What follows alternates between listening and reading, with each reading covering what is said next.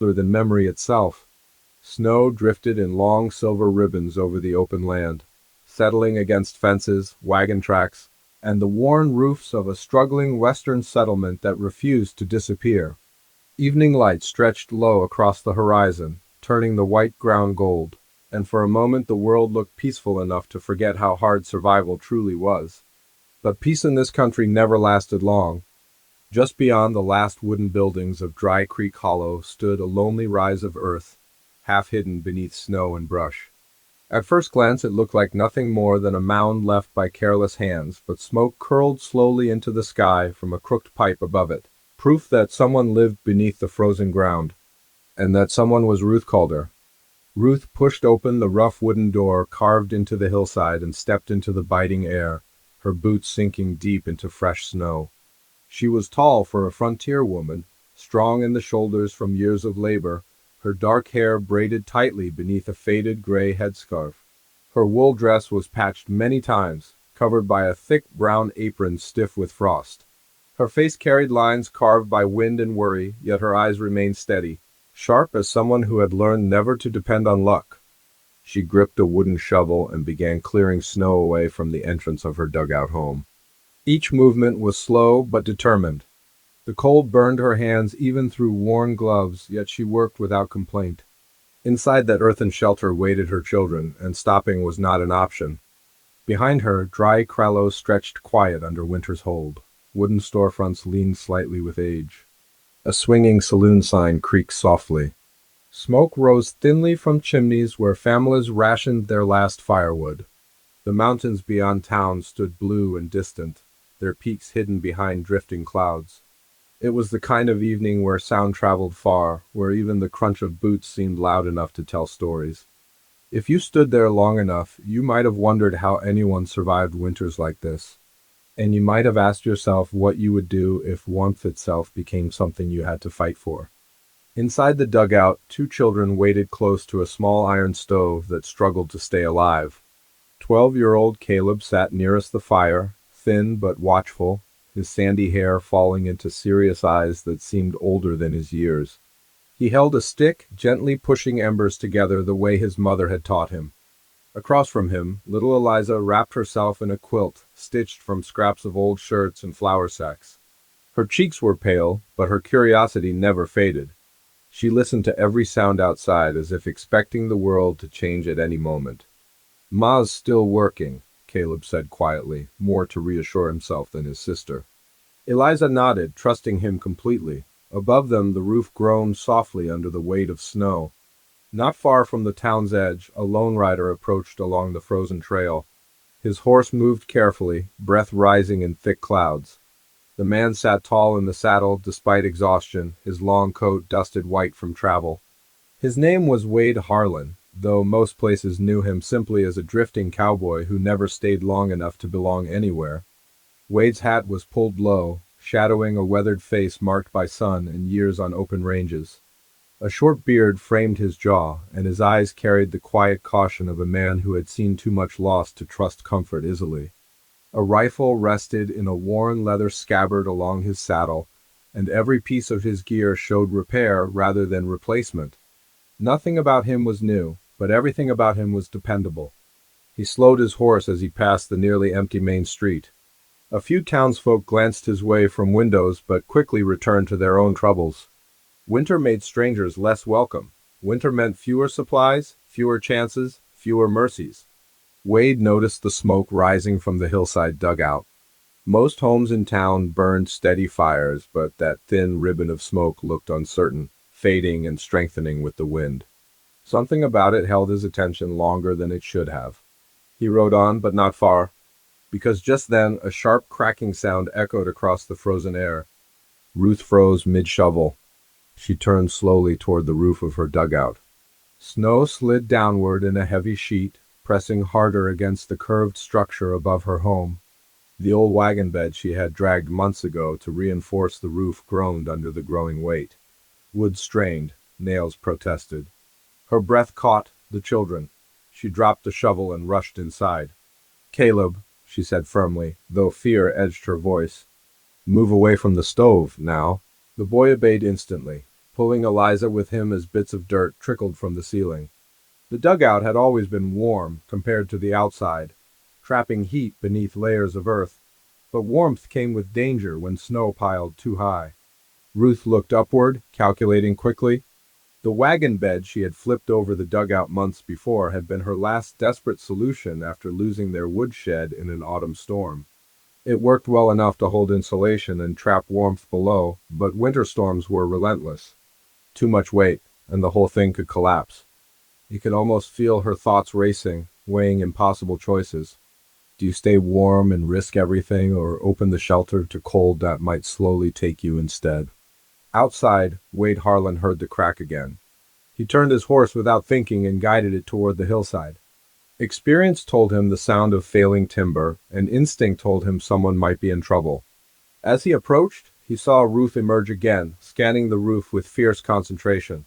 Snow clung to her clothing, and exhaustion showed plainly, yet she moved with stubborn resolve.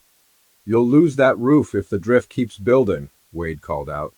She turned sharply, surprised but not frightened. Frontier life didn't allow time for hesitation. "I know," she answered. "Just need it to hold a little longer." Wade dismounted, tying his horse to a fence post. Up close, he noticed how thin her gloves were, how red her hands had become. He also noticed the dugout entrance and understood immediately why she fought so hard. Underground homes trapped precious heat, but once compromised, survival chances dropped fast. "Children inside?" he asked. She nodded once.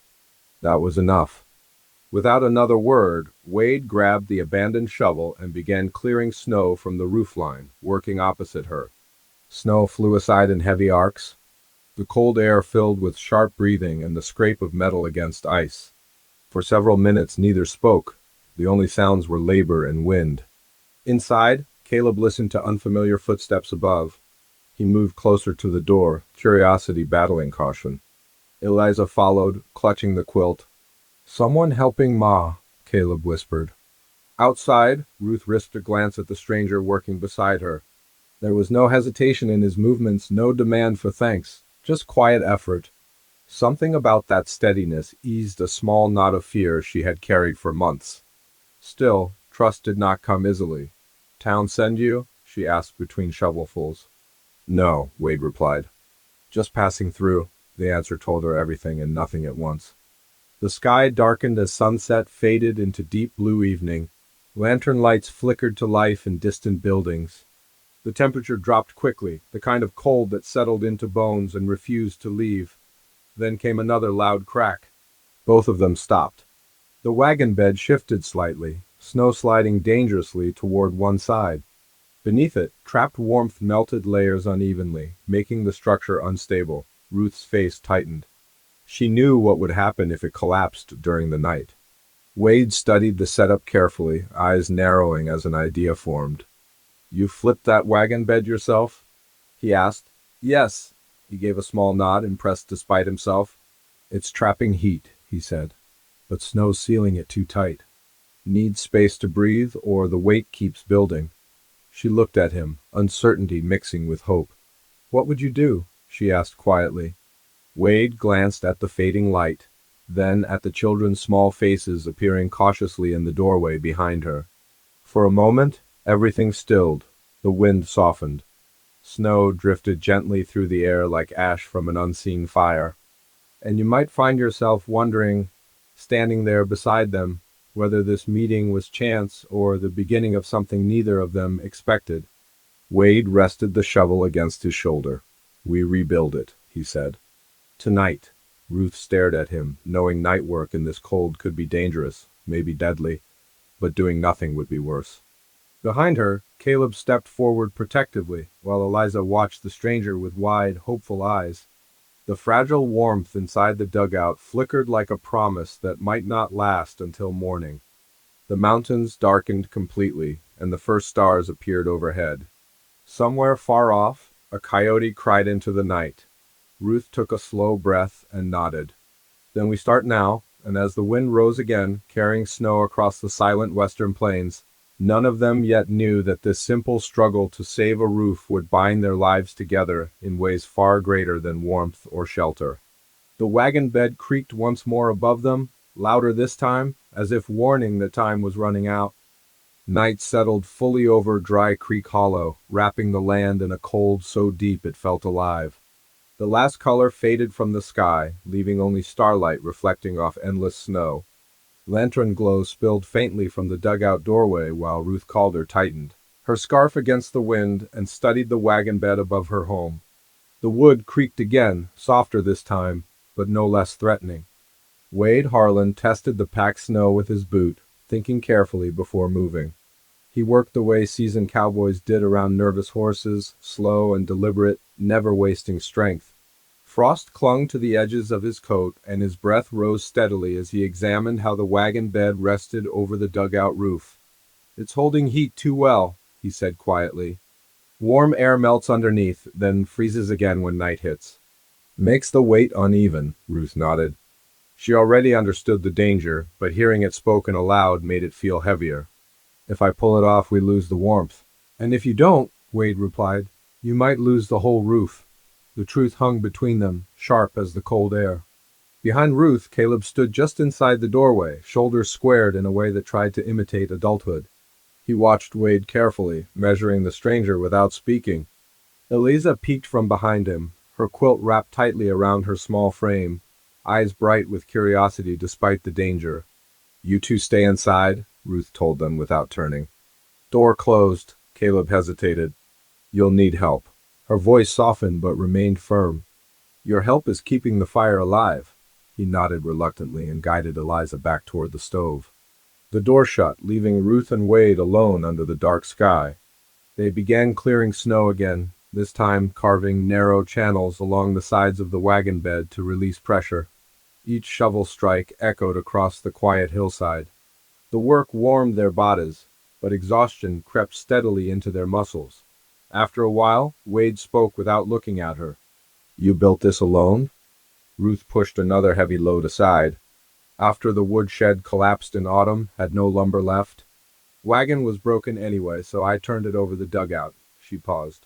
"Kept the children warm when the first storms came." There was no pride in her voice, only simple fact. Wade nodded slowly. He had seen men fail at less. "You did good work," he said. The words caught her off guard. Compliments were rare things out here, rarer still from strangers. She didn't answer, but her movements grew steadier.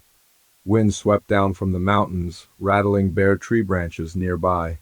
Somewhere in town, a dog barked once and fell silent again. Most folks had retreated indoors hours ago, saving their strength and firewood. Out here on the hillside, the world felt separate, as if the dugout existed on the edge of survival itself. Inside, Caleb added another small piece of wood to the stove. Flames flickered weakly. The pile beside him was nearly gone. "Eliza," he said quietly, "don't tell Ma, but we might run out before morning." Her eyes widened. "Then it'll get cold," he nodded. She thought for a moment, then folded her quilt tighter around herself. "We can share warmth." Caleb smiled faintly at her bravery, though worry pressed heavily on him.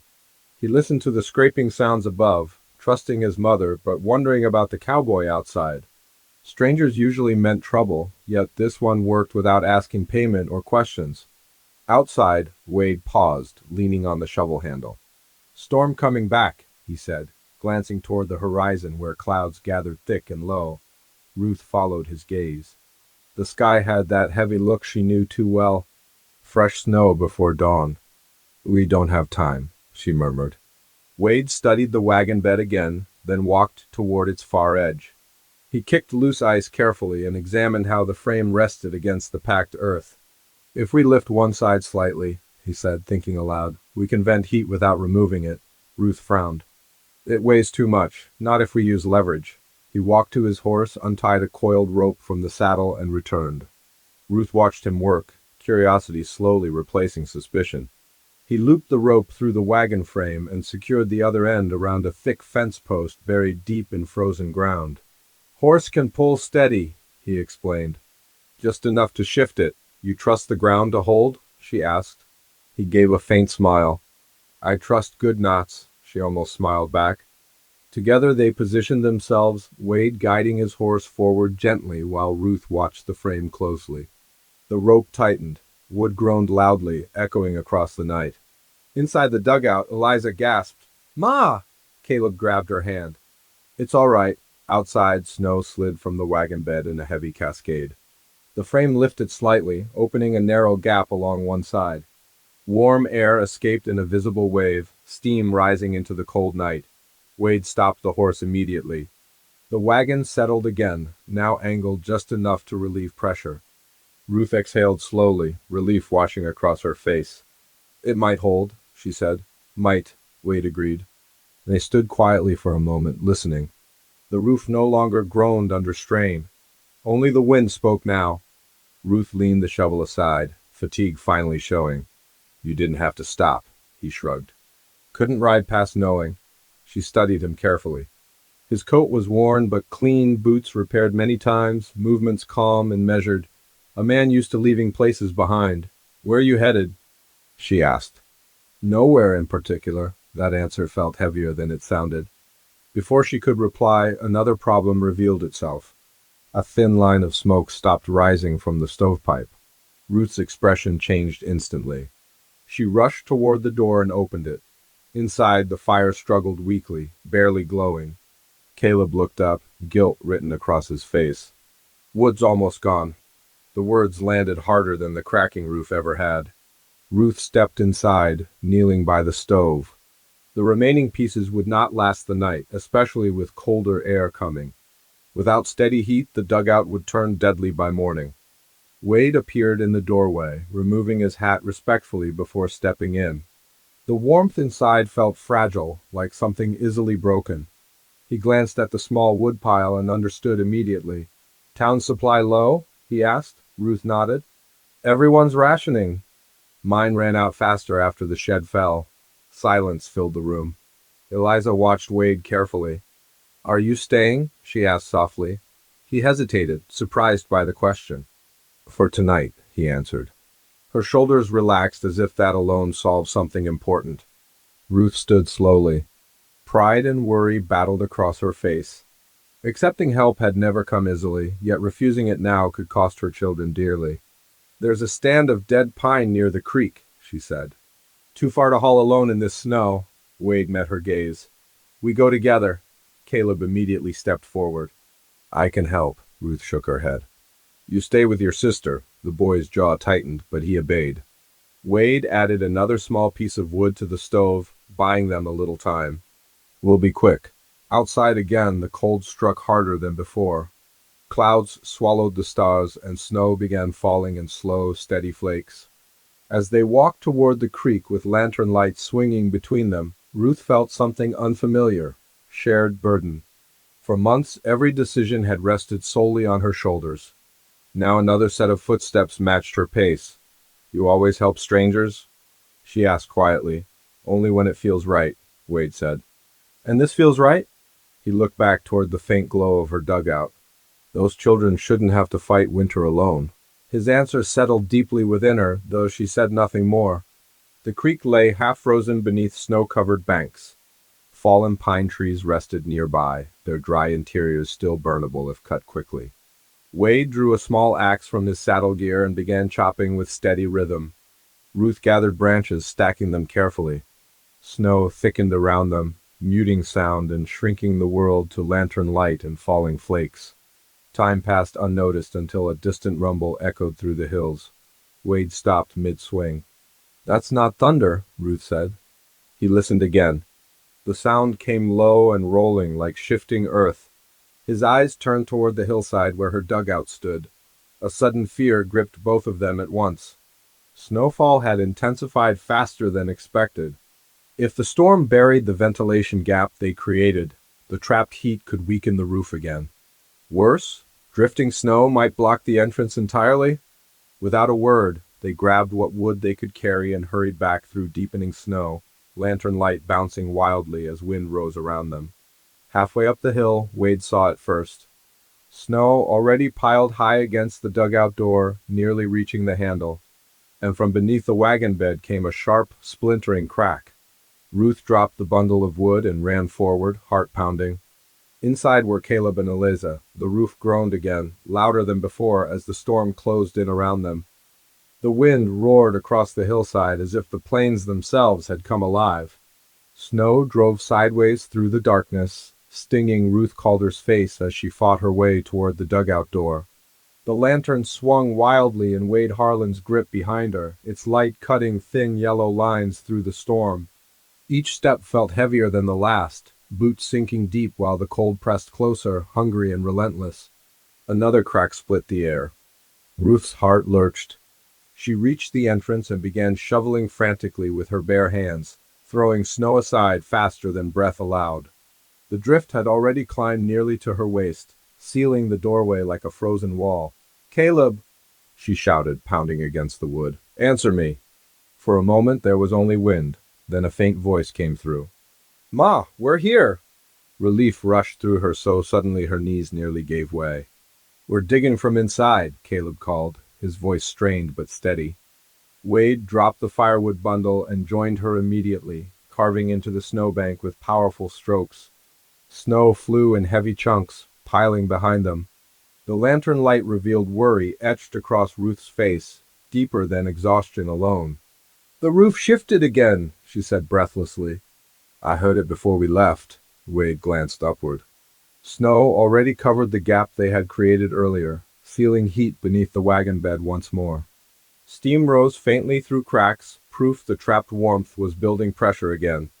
"We clear the door first," he said firmly. "Then the roof," Ruth nodded, forcing herself to focus. Inside the dugout, Caleb braced his shoulder against the door while pushing snow aside with a cooking pan. Dirt trickled from the ceiling in thin streams. Eliza sat wrapped in her quilt near the stove, wide-eyed but silent, watching the shadows tremble across the walls. "Is it falling?" she whispered. Caleb swallowed. "No, Ma's coming." He hoped the words were true. The stove flickered weakly, heat uneven now that airflow above had changed again. The air felt heavy, almost damp, and every creak from the ceiling made his stomach tighten. Outside, the shovel struck wood. The door burst inward slightly as Wade cleared enough snow to free it. Ruth pulled it open and rushed inside, immediately gathering both children into her arms. For a brief moment, the storm disappeared, replaced by warmth and closeness. "You're all right," she murmured, brushing snow from Caleb's hair and kissing Eliza's forehead. Wade stepped in behind her, closing the door quickly to keep the cold from rushing inside. He studied the interior carefully. The packed earth walls glistened slightly where heat met frozen soil. Small cracks traced along the ceiling beams beneath the wagon bed. Not good. He crouched near the stove and placed a hand against the floor. Warm, too warm compared to outside temperatures. "The heat's trapped again," he said quietly. Ruth looked up. She understood immediately. If it melts too much underneath. "The frame sinks," Wade finished. "Weight shifts all at once." Eliza clutched her quilt tighter. "Will the house break?" Ruth forced a calm smile. "Not while we're here," but Wade saw the fear she hid. They added fresh wood to the stove, careful not to overfeed the flames. Outside, wind battered the dugout relentlessly, snow piling faster than they could clear it. Every gust rattled the wagon bed above them. Caleb watched Wade closely. "You know how to fix it?" Wade hesitated before answering. "I know how to try," the boy nodded, accepting honesty more easily than false comfort. Ruth moved around the small space, checking supplies. A nearly empty flour sack, a tin of beans, melted snow in a kettle, survival measured in small things. She realized the storm might trap them here for days if it worsened. Another challenge layered itself quietly atop the first. "We'll need more wood stacked inside," she said. "If the entrance seals again, we won't get out easy." Wade agreed. "We haul everything now." Together they worked quickly, passing logs through the doorway before snow could reclaim the opening. Caleb insisted on helping this time, carrying smaller pieces while Ruth watched carefully. Each movement built a silent rhythm among them, strangers becoming partners through necessity. As they worked, a distant howl drifted through the storm. Eliza froze. "Coyotes," Wade listened. The sound came closer than before. "Storm drives them toward shelter," he said. "They won't come near fire." Still, the sound added another layer of tension, reminding them how exposed they truly were. Once the wood was stacked, Wade climbed halfway up the dugout slope, tying a rope around his waist while Ruth held the other end below. "I'll clear the vent again," he called down. Snow lashed against him as he crawled toward the wagon bed. The lantern below cast shifting shadows upward, making the structure look fragile against the night sky. He scraped snow away with gloved hands, uncovering the narrow gap they had made earlier. Steam burst upward instantly. Too much heat. He widened the opening carefully, but as he did, the wagon bed shifted beneath him with a sudden jolt. "Ruth!" he shouted. The rope snapped tight as he slid several inches downward. Wood groaned loudly, nails screeching against strain. Inside, dirt rained from the ceiling. Eliza cried out, and Caleb pulled her beneath the doorway frame instinctively. Ruth braced herself, gripping the rope with all her strength. "Hold on!" Wade flattened himself against the snow, distributing his weight. Slowly, painfully, the structure settled again. The groaning faded, replaced by the howl of wind. He stayed still for several long seconds before moving again, this time more cautiously. Below, Ruth's hands trembled from tension, but she did not loosen her grip. You could almost feel how thin the line had become between safety and disaster, how every small movement mattered now. When Wade finally slid back down, his coat was coated in ice and snow. "It'll hold a while longer," he said, breathing hard. "But this storm's packing snow faster than we can clear it." Ruth understood what he meant without explanation. The fight was no longer about repair, it was about endurance.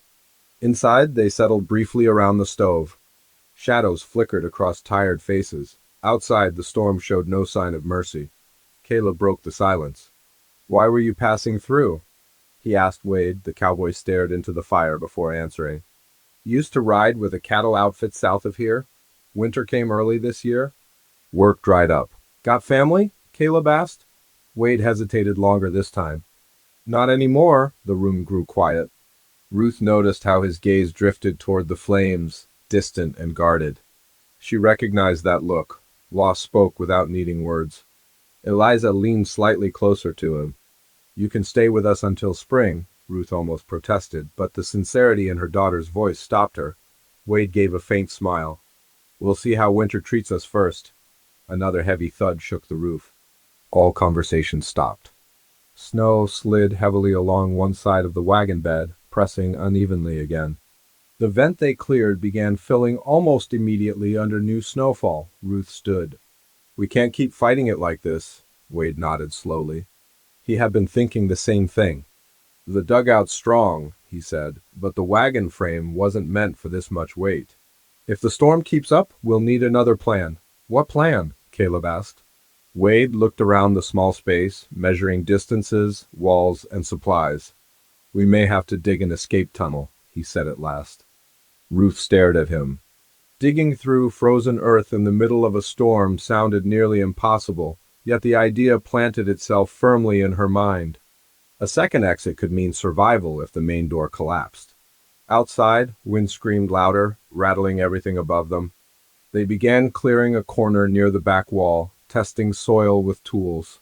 The earth was hard but not solid rock. Progress would be slow. Hours passed with steady digging, sweat mixing with cold air. The children dozed intermittently near the stove, exhaustion overtaking fear. But with every inch they carved, the ceiling creaked again. And again, each sound sharper than before. Near midnight, a deep cracking noise echoed directly overhead, louder than any before. Dust and small clumps of dirt fell onto the floor. Ruth froze, eyes wide. Wade looked upward, realizing what the sound meant. The wagon bed was beginning to split under pressure. The storm outside only grew stronger. The crack above them did not fade this time. It lingered, a deep splitting sound that seemed to travel through the earth itself.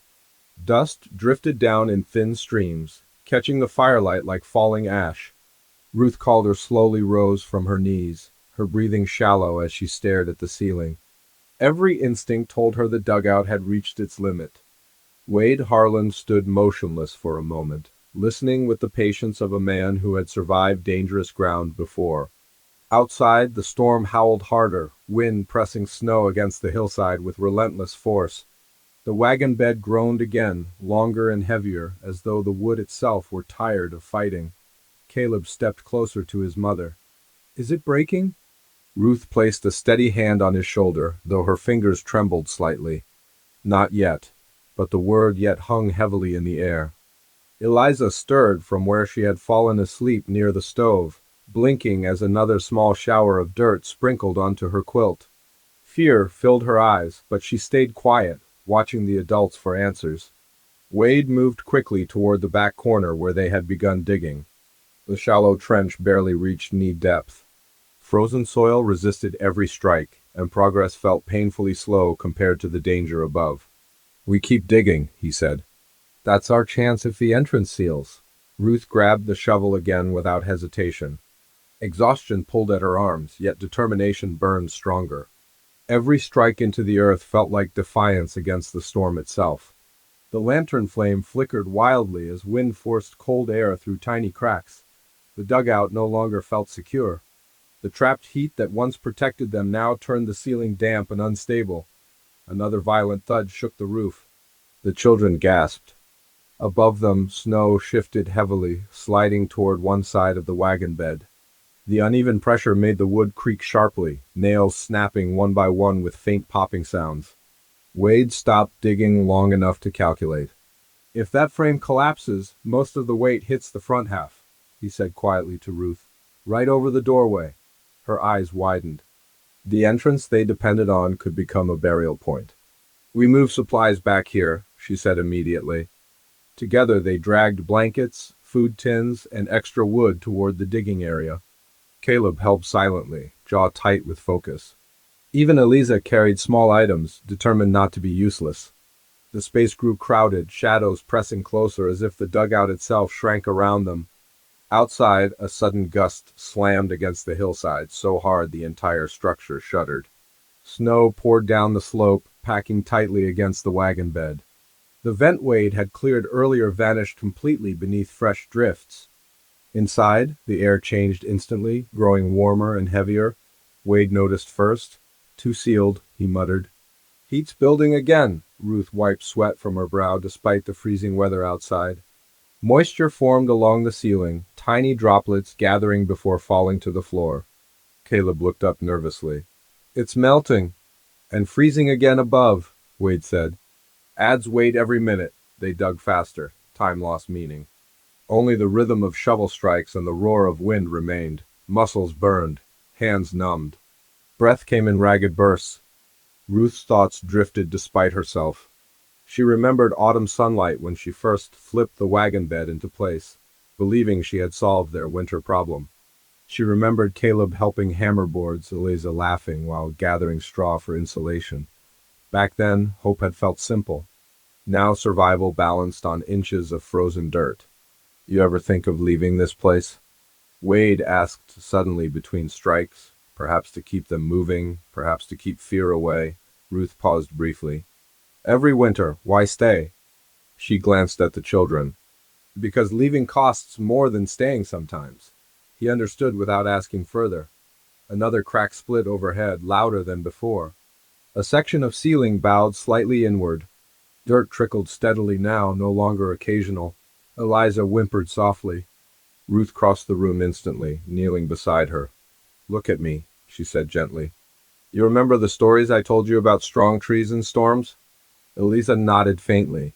"They bend, but they don't break. That's us tonight." The girl leaned into her mother, comforted by the calm voice even as fear lingered. Wade watched the moment quietly. Something shifted in his expression, a softness rarely allowed to surface. He turned back to digging with renewed urgency. The tunnel deepened slowly, just wide enough for a person to crawl through. Cold air seeped faintly from the earth ahead, promising an eventual exit if they could reach it. Then came a new sound. Not a crack, a tear. Wood ripping apart. The wagon bed shifted violently above them, sending a heavy vibration through the ground. The stove rattled, embers spilling onto the metal plate beneath. "Back!" Wade shouted. They pulled the children toward the rear corner just as a chunk of dirt fell from the ceiling near the doorway. Snow forced its way through a thin opening, spilling into the dugout like white sand. Ruth's heart pounded so loudly she could barely hear the storm. The entrance was beginning to collapse. Cold air rushed inward, swirling ash and snow together. The fragile balance between warmth and pressure had finally broken. Caleb grabbed Eliza's hand tightly. "Stay behind me," he said, trying to sound brave. Wade rushed forward, shoving a wooden beam beneath the sagging section to slow the collapse.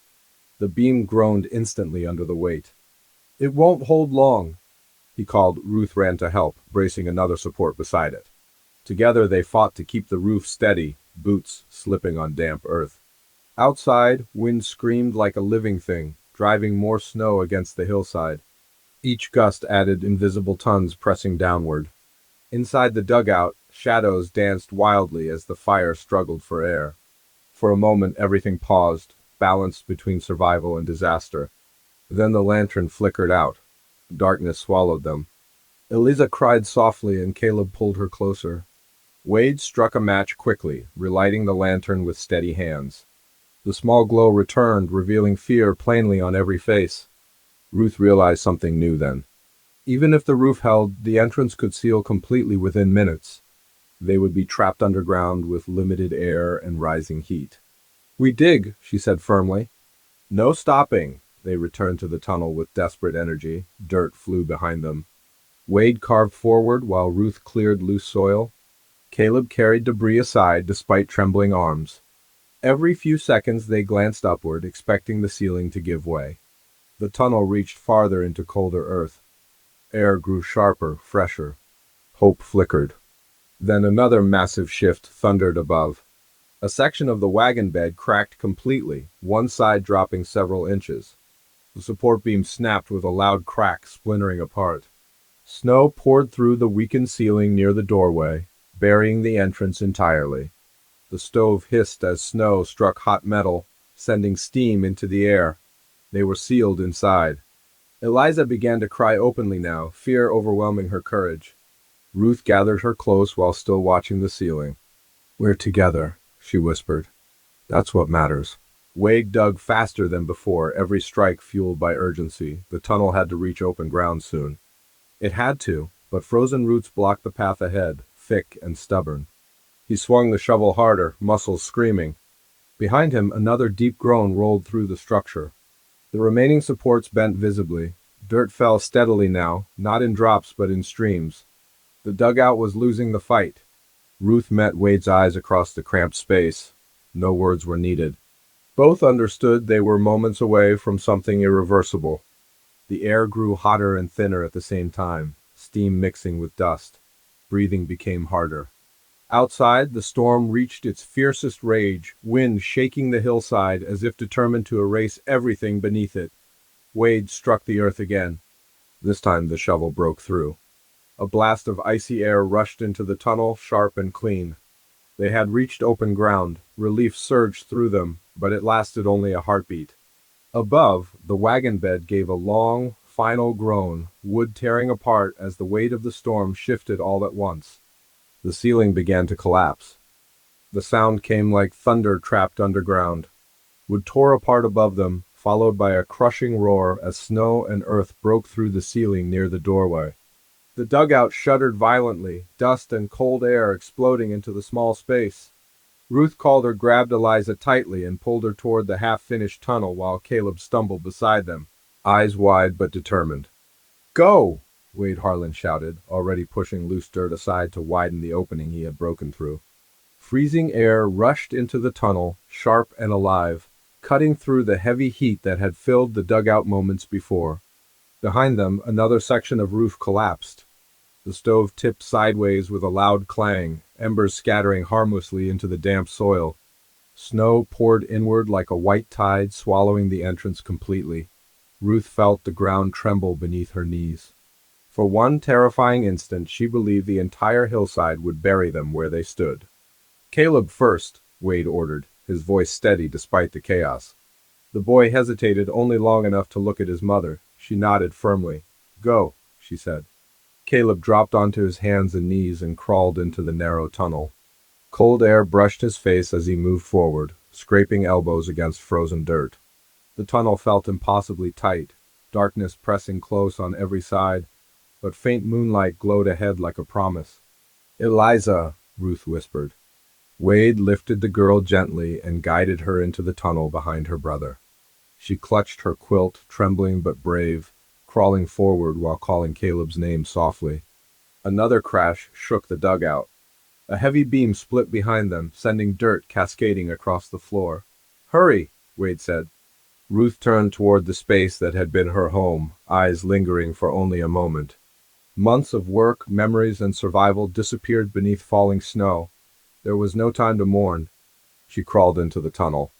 The earth felt cold and solid beneath her palms, the air growing cleaner with every movement forward. Behind her, Wade followed last, pushing through just as a final collapse thundered behind him. The tunnel shook violently, loose dirt raining down, but it held. For several long seconds, none of them spoke. Only the sound of their breathing filled the narrow passage. Then Caleb's voice echoed faintly ahead. "I see outside." Hope surged through them.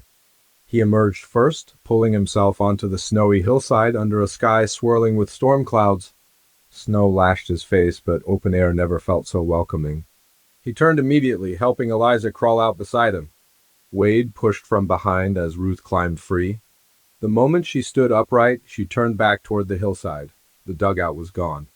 Where the doorway had been now lay only a mound of fresh snow and broken wood, the wagon bed partially buried and tilted at a jagged angle. Steam rose faintly from beneath the drift before fading into the storm. Ruth stared silently, grief and relief tangled together inside her chest. They had escaped with seconds to spare. Wind whipped around them, reminding them survival was not finished yet. The storm still raged, and standing exposed on the hillside was dangerous. "We need shelter," Wade said quickly. "Now," Ruth nodded, gathering herself. "There's a storage cellar near town. Old grain pit, half buried but solid." He helped Eliza onto his horse while Caleb walked close beside them. Snow reached nearly to their knees as they fought downhill toward Dry Creek Hollow, lantern swinging weakly in Wade's hand. The town appeared slowly through the storm, wooden buildings half hidden beneath drifting snow. Windows glowed faintly, proof that life still held on despite winter's fury. They reached the abandoned grain cellar just beyond the last house. Wade forced the frozen door open with his shoulder. Inside, the space was dark but dry, sheltered from the wind. They gathered close together while Wade lit the lantern again. Warm breath filled the air, and for the first time since nightfall, the ground beneath them felt steady. Eliza curled against Ruth, exhaustion finally overtaking fear. Caleb sat nearby, silent, staring at Wade with quiet admiration. "We made it," he said softly, almost surprised. Ruth exhaled slowly, emotion catching in her throat. "Yes, we did." Outside, the storm continued, but inside the cellar calm settled over them like a blanket. Hours passed. The children slept deeply while Ruth and Wade remained awake, listening to the wind fade little by little.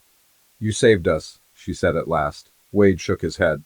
"We saved each other." She studied him in the lantern light. The loneliness she had first seen in him now seemed different, softened somehow. "What will you do when the storm ends?" she asked. He hesitated. For most of his life, the answer had always been simple: ride on. But now he thought of Caleb's determination, Eliza's trust, and Ruth's quiet strength.